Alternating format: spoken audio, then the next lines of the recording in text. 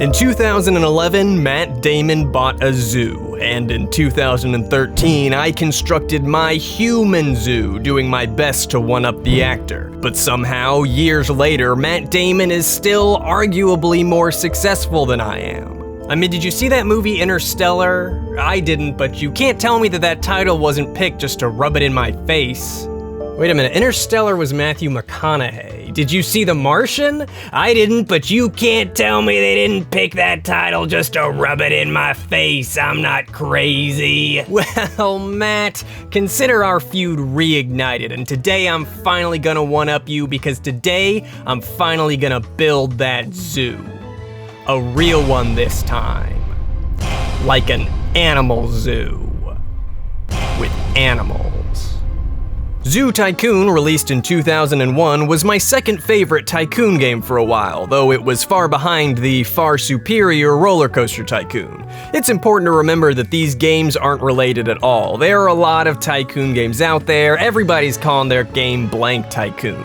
You got your Train Tycoon, Pizza Tycoon, Coffee Tycoon, Fish Tycoon? Is that not just an aquarium? There are a ton of garbage Tycoon games out there, but Zoo Tycoon was one of the good guys. I never had the expansions, and I still don't, so we're gonna be looking at the base original Zoo Tycoon. As I've reviewed more and more of these types of games, I've realized that no matter how repetitive the Tycoon formula is, doing the tutorial is usually a good idea, and Zoo Tycoon's is really well made and makes the game's mechanics easy to grasp. When it comes to visitors visiting your zoo, it's about what you expect. They need pathways to walk on, snacks for munching, drinks for sipping, attractions to enjoy, beautiful scenery to eyeball, and plenty of restrooms for, poop. The poop goes in there. Don't be confused though, because your park guests aren't really your customers. I mean, the guests are gonna come as long as you have a nice zoo, and to have a nice zoo, you need happy animals, and let me tell you something,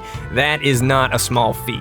Who knew animals could be so particular? They need the right ground type, the right water type, the right foliage, the right type of shelter, the right type and number of rocks, the right K-pop for their birthday parties. These animals are who you're trying to please this whole game, because if the animals ain't happy, ain't nobody happy. Because the animals are diseased, depressed, and starving, and it's your fault. This all may sound like a bit of a pain, but it's actually pretty fun, and I credit that entirely to these happy and sad faces that pop up above the animals as you build their environment around them. I mean, look at how freaking happy I'm making these animals, man. I can't help it. I want to make their homes as perfect as possible. Oh, you guys like these trees? Well, I'm gonna drown you in trees until you love me. Oh, too many trees, I get it, I hear you loud and clear. You also have to hire staff to take care of the animals, fix fences, pick up trash, and give tours, but your main focus is going to be these guys. The good news is that you can click on this zookeeper guide man to find out what the animals' needs are.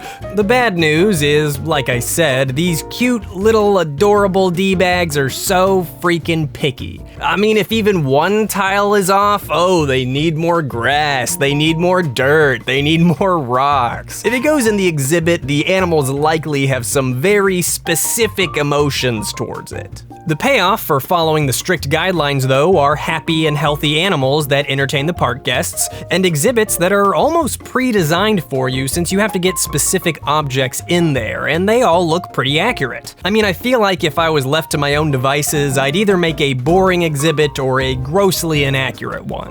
Though I will say that all of the scenery can end up hiding a lot of the animals, and I feel like I might like to get a better view of them myself. I mean, I did build the zoo, I'd kind of like to see the animals I put in it. You can choose to play scenarios where you get time limits and objectives like guest happiness and animal suitability ratings, or you can build a zoo however you'd like on a blank slate. I already have a mission. So I'll be playing a freeform game, and after briefly considering horrible starting locations such as Excavation, Mars, and Arctic Maze, I went with Jungle River, because that seems like a great place to construct my zoo empire. Sure, whatever. I'm also going to start with as much cash as I can, because you know what? I deserve it. Don't question me. From here, I put my tutorial-given skills to use, placing eateries and pooperies around for the soon-to-arrive guests, and constructing exhibits to house my finicky animal friends. And now, after just under a year of in-game months and just about $100,000 under my starting bankroll, I invite you to visit the greatest, prettiest, most exciting zoo with the happiest freaking animals you've ever seen, Zootopia. Oh right, can't use that. I invite you to Zootropsicle. Welcome, young animal lovers, to Zootropsicle, located in scenic Jungle River. Come see our terrifying tigers, our majestic wolves. They're in there, I promise, they're in there somewhere. Come see the big old bears, the giant giraffes, and the charming chimpanzees. Actually, you know what? I'm not a fan of the chimpanzees, but come see them anyway, because I need the money. I'm really poor right now, okay? But to make up for the lame animals that we also have the illest, the chillest little dudes in the zoo, the penguins. And who could forget the brutal moose, named after the one, the only, Big Moose. That dude was pretty cool. And when you're not looking at the animals, enjoy our petting zoo. Put a giant wiener in your mouth. And be sure to stop by the infamous Mr. Murphopsticle's Zootropsicle Popsicles. He sells popsicles, it rhymes, so just buy them already. But wait, there's more! We have an even more brand new feature at the zoo, more restrooms. We heard the complaints, the many, many complaints, so we put in more crap shoots for you disgusting, disgusting people. Can't you poop at home? And that's Zootropsicle, where each and every day our motto stays the same. Suck on that, Matt Damon. Do you guys hear something? Oh my God, no, the animals are loose. Oh, it's horrible, it's just so horrible. These poor people getting attacked by wolves and bears and tigers. The penguins are still really chill though. Oh no, the horror, there's bars by the entrance so people can't escape. It was definitely Matt Damon, it wasn't me. I wouldn't do something like that. I'm not crazy. Just as it's a rite of passage to send your amusement park goers to their deaths in Roller Coaster Tycoon, letting your ferocious animals mercilessly attack the patrons visiting your zoo is a nostalgic staple of Zoo Tycoon. All you have to do is delete a portion of the exhibit's fence and wait for the chaos to ensue. Not all runaway animals scare your visitors though. Sometimes this makes sense given the animal, sometimes. I mean, I would be terrified of a kangaroo, but maybe that's just me. What about the hippopotamus though? Aren't those supposed to be super aggressive and dangerous? Nobody cares. Okay, well, one guy cares. One problem I was having was game crashes. The game ran without a hitch on my Windows 98 machine until I started letting the animals free. The game would just freeze. So I moved my save file over to my modern PC. Good news is that the game runs just fine on Windows 10. It runs great under normal circumstances, actually.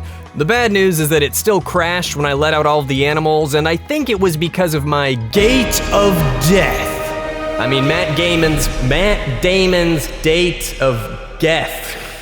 I think all these people desperately running for their lives with nowhere to go is just too much emotional stress for the game to handle. It's not ready for this terrible reality, so maybe don't do that if you decide to play this game. The Gate of Death is not recommended. Find other ways to torture your guests. But if you're a fan of the tycoons, a fan of animals, or a mixture of the two, you could do much worse than Zoo Tycoon. I had a really good time while revisiting it, but Roller Coaster Tycoon remains my main tycoon squeeze. I'm just not a huge animal guy, but I really like roller coasters, so it may just be more suited to my interests. But if this is the last time I ever build a zoo in Zoo Tycoon, I'm gonna continue to look back on the game as one of the better tycoon offerings out there. And I think a lot of the people out there who remember the game would agree. Welcome to the zoo.